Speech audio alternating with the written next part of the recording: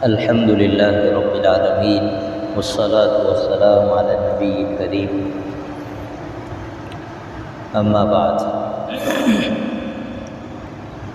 الحمد للہ اللہ تعالیٰ کے فضل و کرم سے ہماری سورہ مطففین کی تفسیر پچھلی مجلس میں مکمل ہوئی۔ اس سورت کا خلاصہ یہ تھا کہ اللہ تعالیٰ نے انسان کی زندگی میں دو چیزیں رکھی ہیں، ایک تو اس کے فرض ہیں اور ایک اس کے حق ہے۔ تو شریعت یہ تعلیم دیتی ہے کہ بھائی جو دوسرے لوگوں کے فرض ہیں تمہارے ذمے، اس کو پوری امانت داری کے ساتھ کیا کرو، نبھاؤ، ادا کر دو، تاکہ قیامت کے دن کسی طرح کوئی دامن میں آدمی کا دامن نہ پکڑا جائے، کسی کا کوئی مالی حق ہو، خدمت کا حق ہو، کسی بھی طرح کا حق ہو، اس کو ادا کر دو۔ دوسری یہ تعلیم تھی کہ دنیا میں اللہ تعالیٰ نے کافروں اور ایمان والوں کی زندگی میں تھوڑا بہت فرق رکھا ہے، اور کافی کچھ اچھے حالت میں ہیں، اور اپنی اچھی پوزیشن کی وجہ سے اگر ایمان والوں کے مزے لے رہے ہیں تو ایمان والوں کو چھوٹا دل کرنے کی ضرورت نہیں ہے۔ ہر ایک کا اپنا وقت ہوتا ہے۔ اللہ نے اس قرآن میں سنایا ہے کہ ایمان والوں کا بھی وقت آئے گا۔ کافر دنیا میں مزے لے رہے ہیں، ایمان والے آخرت میں ان کے مزے لیں گے۔ اور وہ بتایا تھا کہ ان کو جہنم کے دروازے کھول کر کہا جائے گا جاؤ جنت میں، اور پھر ان کے لیے دروازہ بند کر دیا جائے گا، کہا جائے اس دروازے سے بھاگا دوڑی مچائیں گے، اور ایمان والے مزے لے کر ہنسیں گے کہ دیکھو دنیا میں ہم سے کہتے تھے کہ 70 حوروں پر مزہ کر لو، تم جا کر کیا کر لو، 70 حوروں پر مزہ کر لو جا کر، اور خواہ خواہ کے خواب اور خیال دیکھ رہے ہو۔ قیامت کے دن اللہ ان سب چیزوں کو سچا کر کے دکھائے گا۔ تیسرا پیغام اس سورت کا یہ تھا وَفِي ذَلِكَ فَلْيَتَنَافَسِ الْمُتَنَافِسُونَ، کہ ایک ایمان والا جس کا مرنے پر یقین ہو اور مرنے کے بعد کی کبھی نہ ختم ہونے والی مزے والی زندگی کا یقین رکھتا ہو، تو اس کو آخرت کی تیاری کرنی چاہیے، اور اسی میں ایک دوسرے سے آگے بڑھنے کی کوشش کرنی چاہیے۔ دنیا ایمان والے کی جگہ نہیں ہے، یہ دلچسپی کی جگہ نہیں ہے۔ ٹیمپرری آئے ہیں آخرت کی تیاری کرنے کے لیے، لہذا پہلے کس پر فوکس ہونا چاہیے؟ آخرت پر۔ آگے بڑھنے کی کوشش کس میں ہونی چاہیے؟ آخرت۔ صحابہ کرام میں یہ تھا، وہ جو تسبیح فاطمہ، تسبیح ہم پڑھتے ہیں نماز کے بعد، جو تسبیح پڑھتے ہیں تسبیح فقراء، ان میں وہی تھی کہ مالدار لوگ بہت خرچ کرتے تھے، تو صحابہ حضور کے پاس گئے، کہا کہ ہم تو پیچھے رہ جائیں گے جنت میں، یہ تو خوب خرچ کرتے ہیں مال، اور ہمارے پاس مال نہیں۔ تو حضور نے اپنی مجلس میں ان کو تسبیح بتا دی کہ یہ پڑھو۔ اب جو ہے یہ پڑھنے لگے، دھیرے سے پتہ لگ گیا مالداروں کو کہ یہ تو تسبیح لائے ہیں مارکیٹ میں، انہوں نے بھی پڑھنا شروع کر دی ہر فرض نماز کے بعد۔ تو صحابہ روتے ہوئے واپس گئے حضور کے پاس، کہا کہ انہوں نے تو تسبیح پڑھنا شروع کر دی، اب ہمارا کیا ہوگا آخرت میں؟ تو حضور نے فرمایا اللہ کی تقسیم پر راضی رہو، کیا رہو۔ لیکن اس سے ایک بات معلوم ہوئی کہ صحابہ کے اندر آخرت میں ایک دوسرے سے بڑھ جانے کی بہت زیادہ لالچ تھی۔ یہ لالچ ایمان والے میں ہونی چاہیے۔ جو آدمی کافر ہوتا ہے اس کو دنیا میں ایک دوسرے سے بڑھ جانے کی لالچ ہوتی ہے، اور جس کا ایمان پختہ ہوتا ہے اس کو آخرت میں ایک دوسرے سے آگے بڑھ جانے کی لالچ ہوتی ہے۔ تو یہ لالچ ہر آدمی کے اندر ہونی چاہیے۔ قیامت کے دن آدمی کو سب اعمال کے بارے میں پتہ لگ جائے گا۔ اب آج کی جو سورت شروع ہو رہی ہے یہ سورہ انفطار ہے۔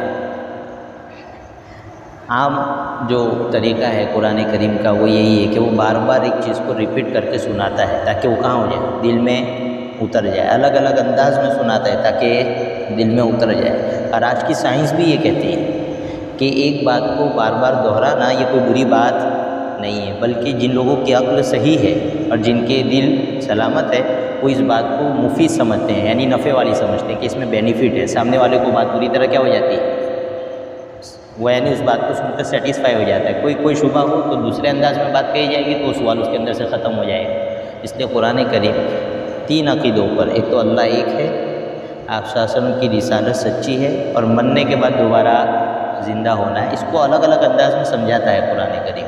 یہ خاص ٹاپک ہے قرآن کا، تو اسی میں جو ہے آج کی سورت بھی ہے۔ آج کی سورت سورہ انفطار ہے۔ انفطار کے معنی ہوتا ہے پھٹ جانا۔ کیا ہونا؟ پھٹ جانا۔ چونکہ اس میں آسمان کے پھٹنے کا ذکر اللہ نے کیا ہے، اور سورت کی پہلی آیت میں یہ لفظ استعمال ہوا ہے، اس لیے سورت کا نام انفطار ہے۔ اس سورت میں اللہ نے 5 چیزیں بیان کی۔ کتنی؟ 5 چیزیں۔ پہلے تو 4 بڑے واقعات جو ہوں گے قیامت کے دن اس کا ذکر کیا ہے۔ ان میں سے 3 واقعے تو پہلا سر پھونکا جائے گا، پہلا سر پھونکا جائے گا اس وقت ہوں گے جب دنیا بالکل اپنی حالت پر ہوگی، پہلا سر پھونکا جائے گا، اس وقت کیا چینجنگ دنیا میں آئے گی قیامت کے واقع ہونے سے، وہ اللہ نے بیان کی۔ اور پھر جب دوسرا سور پھونکا جائے گا اس وقت کیا واقعہ پیش آئے گا اس کو بیان کیا ہے۔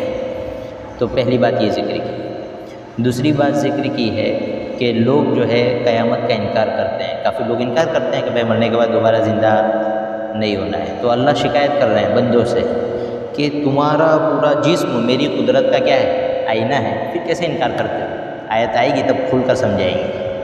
پھر تیسری بات اللہ کہتے ہیں کہ ایسی کوئی بات نہیں ہے، قیامت آ کر رہے گی، اس کے کوئی جھٹلانا، تم جو جھٹلاتے ہو اس لیے جھٹلاتے ہو تاکہ دنیا میں آزادی کی زندگی گزار سکو۔ تم چاہتے یہ ہو کہ ہم اس طرح کا کوئی نظریہ یا کوئی ایسی آئیڈیالوجی رکھے ہی نہیں کہ جو ہماری خواہشوں کو کیا کرے، روک سکے۔ تم چاہتے ہی ایسا ہو، اس لیے نہیں مانتے ہو، ورنہ عقل تو اس کا انکار کرنے والی نہیں ہے۔ پھر چوتھی چیز اللہ یہ بتاتے ہیں کہ دیکھو یہ نیک لوگ ہوں گے ان کا یہ انجام ہوگا، یہ برے لوگ ہوں گے ان کا یہ انجام ہوگا۔ اور پانچویں چیز اللہ تعالیٰ قیامت کے بارے میں کہتے ہیں کہ وہ ایک ایسا دن ہوگا جس میں کسی کی کوئی چلنے والی چلے گی، کس کی؟ صرف اللہ کی۔ یہ 5 باتیں ہیں جو اس صورت میں بیان کی ہے۔ پہلے ترجمہ کرتا ہوں اور پھر تھوڑی تھوڑی کھول کر باتوں کو بیان کرتے ہیں۔ اعوذ باللہ من الشیطان الرجیم، میں اللہ کی پناہ میں آتا ہوں شیطان مردود کے شر سے۔ بسم اللہ الرحمن الرحیم، شروع کرتا ہوں اللہ کے نام سے جو سب پر مہربان ہے، نہایت مہربان ہے۔ اذا السماء انفطرت واذا الكواكب انتثرت واذا البحار فجرت واذا القبور بعثرت علمت نفس ما قدمت واخرت۔ جس وقت آسمان پھٹ جائے گا اور جب ستارے جھڑ پڑیں گے اور جب تمام سمندر بھڑکا دیے جائیں گے اور جب قبریں الٹ دی جائے گی، اس وقت ہر شخص جان لے گا جو کچھ اس نے آگے بھیجا ہے اور جو کچھ اس نے پیچھے چھوڑ دیا ہے۔ یہ پہلی 5 آیتیں ہیں، اس میں اللہ تعالیٰ نے خاص واقعات کا ذکر کیا ہے۔ جب پہلا سور پھونکا جائے گا قیامت کے دن تو انسان کی جو یہ زندگی ہے وہ لوٹنگ ہی کی چل رہی ہوگی، لوگ اپنی زندگی میں ایسے ہی مشغول ہوں گے۔ حضور نے فرمایا کہ جب پہلا سور پھونکا جائے گا تو کپڑا خریدنے والا کپڑا خرید رہا ہوگا، دکاندار کپڑا کاٹ کر کپڑا دے بھی رہا ہوگا، بازار آباد ہوں گے، سب کچھ ہوگا۔ اور ویسے میں اچانک کیا ہوگا؟ سور پھونکا جائے گا۔ اس وقت یہ پوری کائنات کا سسٹم اللہ چینج کریں گے۔ اس میں کیا ہوگا؟ اس میں 3 واقعات تو یہاں ذکر کیے۔ پہلا واقعہ یہ ذکر کیا ہے کہ اذا السماء انفطرت، جب یہ آسمان پھٹ جائے گا۔ کیسے پھٹے گا وہ تو وہیں دیکھنا پڑے گا۔ کہاں دیکھنا پڑے گا؟ جب ہوگا۔ دیکھیں کچھ واقعات وہ ہیں جو ہماری عقل سے تو باہر ہے لیکن اللہ کی قدرت سے باہر نہیں۔ زلزلے آتے کہ نہیں آتے؟ سڑکیں پھٹتی ہیں، عمارتیں دھستی ہیں، ان کا دھسنا ان کا پھٹنا پہلے بیان کیا جائے تو لوگ مانیں گے کہ ایسا کیسے ہو سکتا ہے، بلکہ باقاعدہ انجینئرنگ ہی ایسی کی جاتی ہے کہ بھائی عمارت ایسی بنائی جائے کہ زلزلے میں گرے نہیں، پھر بھی گر جاتی ہے جی۔ تو انسان کی عقل تو کہتی ہے کہ نہیں ہو سکتا ایسا، لیکن جب اللہ کرنے پر آتے تو کوئی پتہ نہیں لگتا آدمی کو کہ کہاں سے پھٹا اور کہاں سے بہا، کیا ہوا۔ یہ اللہ کی قدرت سے باہر نہیں۔ اس لیے قرآن نے تو بار بار کہا ہے کہ قیامت کو تم کما حق سمجھ نہیں سکتے ہو کہ کیا ہے، بس اس کی ہولناکی کو سمجھو کہ بڑے بڑے واقعات کا تھوڑا سا ریفرنس ہم دے دیتے ہیں کہ تم سمجھ سکو۔ تو اس میں سے کہ آسمان پھٹے گا، بالکل یوں کھل جائے گا دروازوں کی طرح، اور آج جتنی چیزیں ڈھکی چھپی ہے نا وہ سب کچھ آسمان کے اس طرف کی چیزیں انسانوں کو نظر آنے لگے گی۔ غیب کا جو پورا نظام ہے وہ انسان کے سامنے آ جائے گا۔ آج تو کچھ نہیں دکھتا نا، اس دن سب دکھے گا۔ اور یہ جتنے فرشتے ہیں سب سمٹ کر آ جائیں گے یوں، والملک علی ارجائها، آسمان کے کناروں پر یوں سمیٹ کر آ جائیں گے۔ ملٹری آتی ہے نا تو مجرموں کو کیسا گھیرتی ہے چاروں طرف سے، ایسے اللہ کی یہ ملٹری جو ہے چاروں طرف سے پوری کائنات کے انسانوں کو گھیرے گی، وہ آسمان پھٹے گا۔ یا کہ آسمان کو اللہ لپیٹ دیں گے، جو بھی اس کی شان، یہ واقعہ ہوگا۔ دوسرا واقعہ ہوگا وَإِذَا الْكَوَاكِبُ انتَثَرَتْ، کہ آسمان کے جو ستارے ہیں وہ جھڑیں گے۔ اس سے پہلے بھی کیا ہوگا؟ اس سے پہلے والی جو اب صورت آئے گی آئندہ مجلس میں، اس میں ہے کہ اللہ تعالیٰ سورج کو بے نور کر دیں گے، اس کی روشنی لے لیں گے، اور پھر اس سورج کو ڈالیں گے دنیا کے سمندروں میں، جس کا واقعہ آگے آ رہا ہے وَإِذَا الْبِحَارُ فُجِّرَتْ، کہ پوری دنیا میں جتنے سمندر ہیں، جتنے نہریں ہیں، تالاب ہیں، ندیاں ہیں، اللہ زمین کو ایسا ہلائے گا کہ سب بیچ میں سے جتنی رکاوٹیں ختم ہو جائے گی اور سب پانی کی طرف آ جائے گی۔ اور پھر اس کے بعد اللہ سورج کو اس میں سے بے نور کر کے اس میں ڈالے گا، ستاروں کو اس میں ڈالے گا، اور پھر ایسی سخت قسم کی ہوا چلے گی کہ پورا کا پورا پانی کیا ہو جائے گا، آگ بن جائے گا، اور اسی کے نیچے جہنم بھی ہے، سمندر کے نیچے، دوسری حدیثوں سے معلوم ہوتا ہے۔ تو پورا ایک جہنم کا منظر سامنے آ جائے گا انسان، یہ واقعہ ہوگا۔ یہ 3 واقعے ہیں، آسمان پھٹے گا، ستارے جھڑ کر اس سمندر میں آئیں گے، اور سمندر کے تمام پانی ایک طرف کر کے اللہ اس کو آگ بنا کر دہکا دے گا۔ بڑا خطرناک معاملہ ہوگا، اتنا خطرناک معاملہ ہوگا کہ جب اس کو پیش کیا جائے گا نا جہنم کو، تو بڑے بڑے نبی اور بڑے بڑے اولیاء گھٹنوں کے بل گر جائیں گے، اور نفسی کا عالم ہوگا، ہر آدمی کہے گا میرا کیا ہوگا۔ صرف حضور کی یہ شان ہوگی کہ وہ کہیں گے اللہ میری امت کو بچا لے۔ بڑے بڑے آدمی کے پیتے پانی ہو جائیں گے، اللہ ہماری حفاظت کرے۔ تو یہ واقعہ ہے، جب آسمان پھٹ جائے گا اور ستارے جھڑ جائیں گے، اور جب جو ہے سمندر جو ہے ابال دیے جائیں گے، دہکا دیے جائیں گے، یہ پہلے نفخے کے وقت جب دنیا چل رہی ہے نا روٹین کی، اس وقت ہو رہا ہے، پھر سب لوگ مر جائیں گے۔ پھر اس کے بعد اللہ تعالیٰ دوسرا سور پھونکیں گے۔ یہ کون سا سور ہے؟ یہ سور پڑتے ہی جتنے مردے ہیں کائنات میں سب دوبارہ زندے ہو جائیں گے، آنن فانن۔ کیسے؟ آنن فانن، اللہ سب کو زندہ کر دے گا۔ وَإِذَا الْقُبُورُ بُعْثِرَتْ، بعثرت کے معنی ہوتا ہے الٹ پلٹ کرنا، نیچے کی چیز اوپر، اوپر کی چیز نیچے، یعنی اللہ تعالیٰ زمین کی سب چیز کو کیا نکال دیں گے؟ باہر نکالیں گے۔ یہ دوسرا سور پھونکا جائے گا، اور ویسے ہی انسان کھڑا ہو کر اللہ کے سامنے فَإِذَا هُمْ قِيَامٌ يَنْظُرُونَ، قرآن نے کہا ہے کہ اچانک لوگ یوں قبروں سے اٹھیں گے اور یوں دیکھیں گے بھائی کیا ہو رہا ہے، کیا ہو گیا، یوں کس نے ہم کو، یا ویلنا من بعثنا من مرقدنا ھذا، کافر کہے گا بھائی یہ کیا بربادی ہے، کس نے ہم کو قبروں میں سے باہر نکال لیا۔ تو جو ایمان والے ہوں کہیں گے ھذا ما وعد الرحمن وصدق المرسلون، یہ تو وہی منظر ہے اور یہ تو وہی واقعہ ہے جس کا اللہ نے وعدہ کیا تھا اور جس کا نبیوں نے سنایا تھا ہم کو کیسا ہوگا۔ تو ایمان والوں کو تو کوئی نیا نہیں لگے گا، ان کا تو عقیدہ ہی اس میں گزرا ہے دنیا میں کہ بھائی مرنے کے بعد دوبارہ جنا، لیکن کافر ہکا بکا رہ جائے گا کہ یہ کیا ہو گیا، اچانک قبروں میں سو رہے تھے اٹھ کر باہر آ گئے۔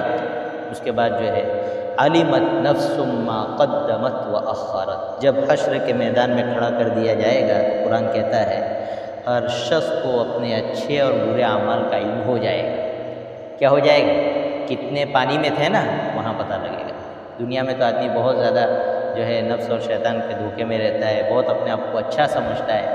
قیامت کے دن اس کو ہر چیز معلوم ہو جائے گی، ما قدمت واخرت، اس نے کتنے اچھے اعمال آگے بھیجے ہیں، کتنے برے اعمال آگے بھیجے ہیں، اور کتنے اچھے اعمال کرنے کے تھے جو چھوڑ کر دنیا میں آ گیا، وہاں پتہ لگے گا، اور کتنے برے اعمال ہیں جو اس نے چھوڑے ہیں دنیا میں وہ بھی پتہ لگ جائے گا۔ اسی طرح یہ بھی پتہ لگ جائے گا کہ بھائی میں نے اچھے اعمال آگے بھیجے تھے تو کچھ اچھے اعمال پیچھے بھی چھوڑ کر آیا تھا، مثلا کسی کی تشکیل کر دی تھی جا کر، کسی کو دین کی بات سنا دی تھی جا کر، اس کی وجہ سے اس کی زندگی میں چینجنگ آئی اور وہ اچھے راستے پر چل پڑا، تو وہ میرے لیے کیا بن گیا؟ صدقہ جاریہ بن گیا۔ تو اس کا جو ثواب ہوگا وہ بھی وہ دیکھ لے گا۔ کوئی عالم ہے، اس کے علم کا نفع لوگوں کو پہنچا، اس کو بھی وہ دیکھ لے گا۔ اور اگر ما اخرت، کوئی برا کام کیا تھا، مثلا مان لو کہ آج کی ٹیکنالوجی کی دنیا میں کوئی چینل ایسی بری بنا رکھی ہے جس میں گانے ڈال رہا ہے جی، یا جس میں ایسے ویڈیو بنا رہا ہے جس میں شریعت کی اجازت نہیں ہے، یہ سب چیزیں پیچھے مرنے کے بعد بھی کیا ہوگی؟ اس کے لیے اسٹاک جمع کرے گی گناہ کا، اور مرنے کے بعد جب دوبارہ کھڑا کیا جائے گا نا تب اس کو بتایا جائے گا کہ دیکھ تو نیکی کا صدقہ جاریہ کا حصہ جو چھوڑ کر آیا تھا اس کو بھی دیکھ لے، اور اگر برائی کا صدقہ چھوڑ کر آیا تھا نا یعنی لمبا چوڑا حصہ، وہ بھی اس کو بتایا جائے گا کہ تیری وجہ سے اتنے لوگ گناہ میں پڑے، تیری وجہ سے اتنے لوگ راستے سے بھٹکے، سب کا گناہ اس کے سر آئے۔ اس لیے آدمی کو بہت زیادہ احتیاط کرنی چاہیے کہ آدمی اپنے مرنے کے بعد کوئی ایسا کام تو ضرور کر کے جائے کہ اس کا ثواب ملتا رہے۔ مثلا کچھ لوگ ہوتے ہیں کنواں بنوا دیا کہیں پر جو ہے بور کروا دیا، کسی کو گھر بنا کر دے دیا، تو آدمی تو مر کے چلا جاتا ہے، اب وہ اس گھر میں جب تک لوگ رہیں گے ثواب ملتا ہے جی۔ کسی کو کپڑے دلا دیے، وہ جب تک کپڑے پہنے گا ان کپڑوں سے جتنی عبادت کرے گا ثواب ملتا ہے جی۔ یا مثلا کچھ لوگ ہوتے ہیں جیسے مدارس میں نظام ہے کہ لوگ حفاظ کا خرچہ اٹھاتے ہیں کہ بھائی پوچھتے ہیں بھائی ایک طالب علم کے حافظ ہونے میں کتنے سال لگتے ہیں، تو کہا کہ بھائی 4 سال 5 سال 3 سال جیسا مائنڈ اس کا کتنا خرچہ ہوتا ہے، اتنا، بولے یہ خرچہ میں دوں گا۔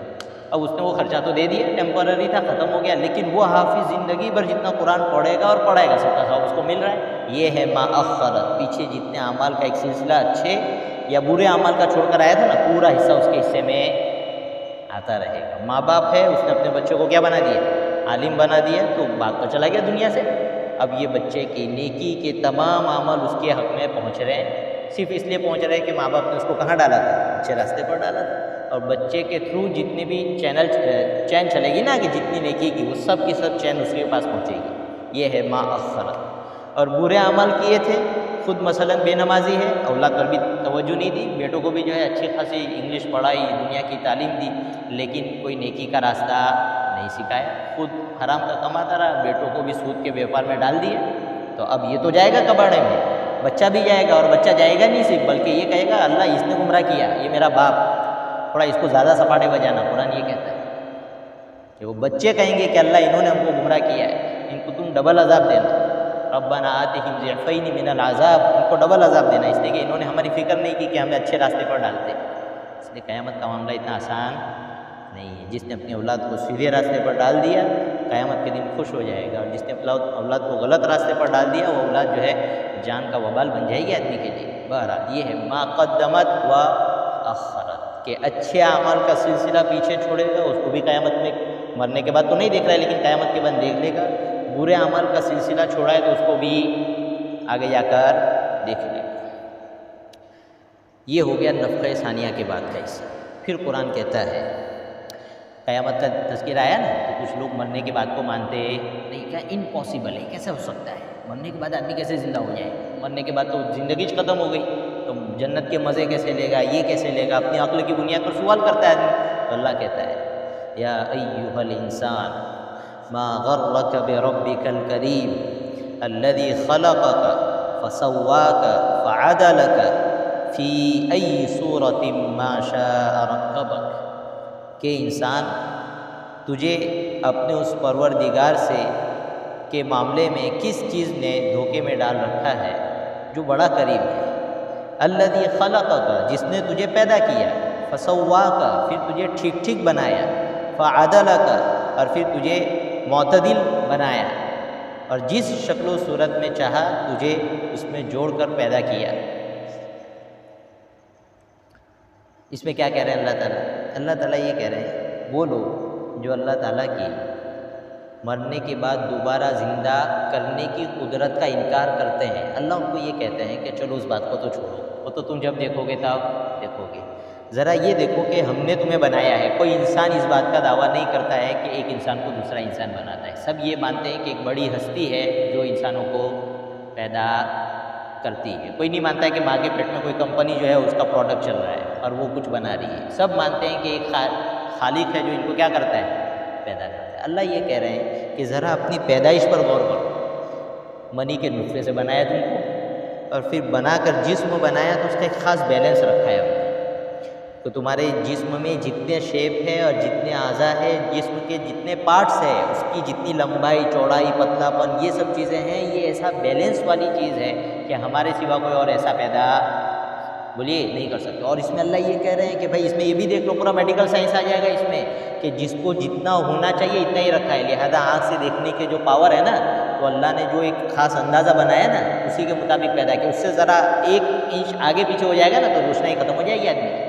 اسی طرح کان کے سننے کی جو طاقت اللہ نے رکھی نا، اللہ کہہ رہے ہیں کہ خلقک فسواک، بالکل بیلنس میں رکھی، تم نہ بہت اونچی آوازیں سنتے ہو نہ بہت نیچی آوازیں سنتے ہو، بہت نیچی سنو گے تو گھر میں سو نہیں پاؤ گے، چونٹیوں کی بھی آواز سنائی دے گی، بہت اونچی آوازیں سنو گے تو آسمان اور زمین میں جو دوسری حرکتیں ہو رہی ہے، زمین کی حرکتیں ہو رہی ہے وہ سنائی دیتی تمہیں۔ اللہ نے ہر چیز میں تمہیں کہاں رکھا ہے، بیلنس میں رکھا ہے۔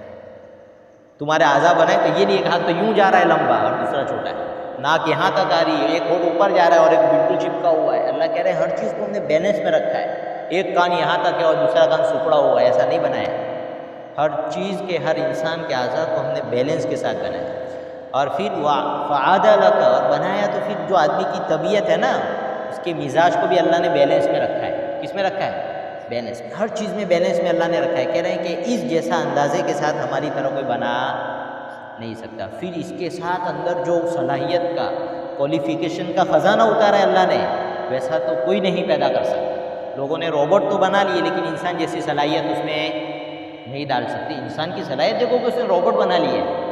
اللہ یہ کہہ رہے ہیں کہ تمہارے اندر ہم نے کیسی طاقت کا ایک خزانہ رکھا ہے کہ اگر اس طاقت کو تم دیکھ لو تو تمہیں دوبارہ پیدا کرنا امپاسبل نظر بولیے وفی انفسکم افلا تبصرون، قرآن یہ کہتا ہے کہ تم اپنی ذات میں بھی غور نہیں کرتے۔ اگر تم اپنی ذات میں ہی ہماری جو قدرت ہے اس کو سوچتے تو تمہیں اس بات کا یقین ہو جاتا کہ جو اللہ پہلی مرتبہ بغیر کسی نمونے کے ایسی مخلوق بنا سکتا ہے، وہ اللہ اس کو دوبارہ بنانے پر ضرور قادر ہے، اس کے لیے امپاسبل نہیں ہے۔ انسان کی عقل بھی تو یہ کہتے ہیں نا کہ ایک پروڈکٹ ایک مرتبہ ایک کمپنی نے بنا دیا تو دوسری مرتبہ اس سے اچھا بنائے گی، اس سے برا تو نہیں بنائے گی، اس کا جو ہے تجربہ ہو چکا ہے، اس کو ایکسپیرینس ہے اس کے پاس۔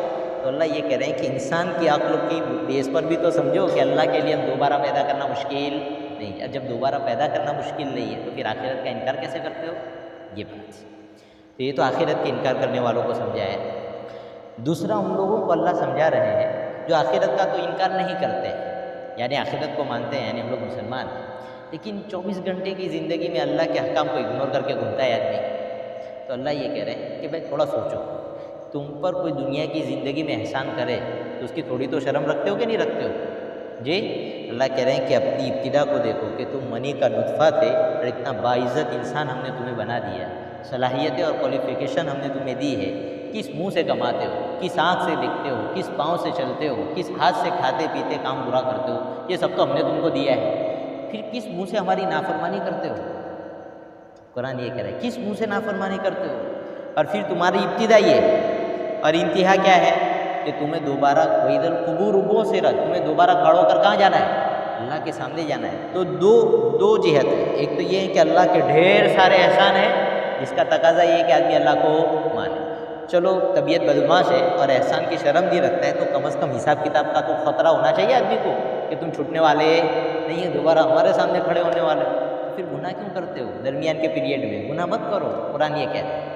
اور پھر گناہ کیوں کرتا ہے؟ قرآن نے ایک صفت استعمال کر کے وہ بھی بتا دیا، بِرَبِّكَ الْكَرِيمِ، اپنے کرم والے رب کے معاملے میں دھوکے میں پڑا ہوا ہے نا۔ تو اللہ یہ کہہ رہے ہیں کہ لوگ گناہ کرتے ہیں ہمارا کرم دیکھ کر، کیا دیکھ کر؟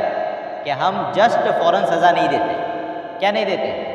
گناہ کیا تو فوراً صبح اٹھ کر سزا مل گئی، ایسا نہیں ہے، بلکہ ہمارے یہاں کرم ہے، ہم جو ہے اگنور کرتے ہیں، موقع دیتے ہیں، ایک خاص وقت ہے ہمارے یہاں، تو لوگ ہمارے اس کرم کی وجہ سے دھوکے میں پڑے ہوئے اور یہ کہتے ہیں اللہ تو بہت کریم ہے، اللہ تو کیا ہے؟ بہت کریم ہے۔ یوں کر کے سب احکام کو ایک سے ایک سائڈ میں ڈال دیا، نہ زکوٰۃ ادا کرے گا، نہ نماز پڑھے گا، نہ گانے سے بچے گا، نہ جھوٹ بولنے سے بچے گا، کچھ نہیں، نہ سود سے بچے گا، نہ میراث تقسیم کرے گا، کیوں؟ اللہ تو بہت کریم ہے، آج تک تو میں گناہ کرتے ہیں، کہاں پکڑ ہوئی ہے میری؟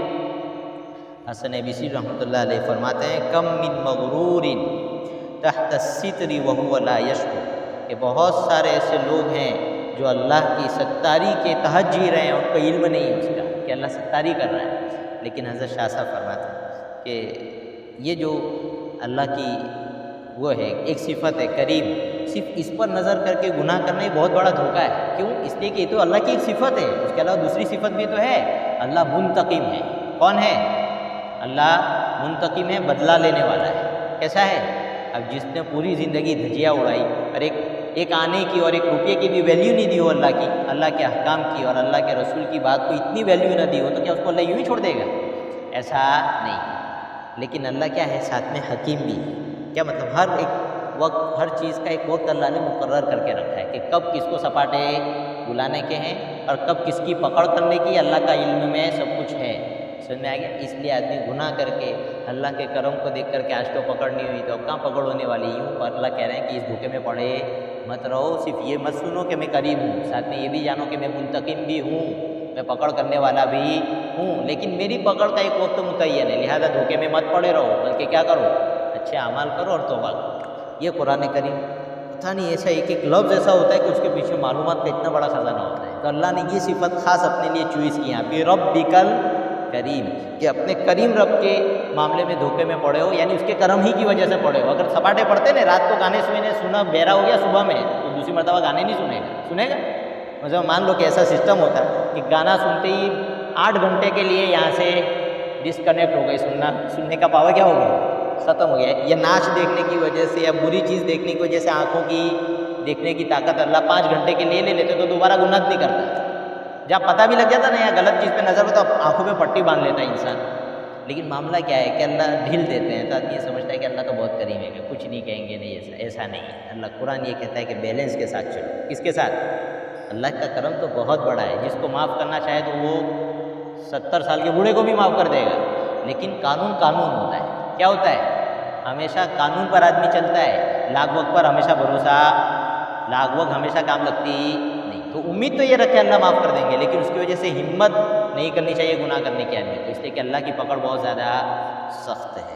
تو یہ سب چیزیں اللہ نے اس آیت میں وہ کر لی ہے۔ پھر اللہ تعالیٰ آگے جو ہے بتائیں گے کہ تم ایک تو آخرت کا انکار کرتے ہو، تو دیکھو ایک چیز تو ہم نے تمہیں بتائی کہ کتنی طاقت کے ساتھ ہم نے تمہیں پیدا کیا ہے، تمہاری تخلیق ایسی چیز ہے کہ کائنات میں کوئی مخلوق ہم نے ایسی پیدا، انسان کے اندر عجیب و غریب صلاحیتیں ہیں، اس کا اندازہ کرنا ہو تو بھائی لائبریری میں جاؤ اور پتہ کرو کہ کتنے علوم ہیں دنیا میں، اور سب علوم پر انسانوں کے بڑے بڑے کارنامے ہیں، کوئی اور مخلوق کے ایسے کارنامے، اس سے پتہ لگے گا کہ اللہ نے اس دماغ میں رکھا کیا ہے، کیسی مخلوق ہے، پوری یہاں سے لے کر آسمانوں تک آدمی کیا کر رہا ہے، کارنامے انجام دے رہا ہے، سمندر کی تہہ تک کارنامے انجام دے رہا ہے، کوئی اور مخلوق ہے ایسی، حتیٰ کہ جنات کو بھی آدمی مسخر کر لیتا ہے جو اس سے زیادہ طاقتور ہے، تو کوئی تو چیز ہے۔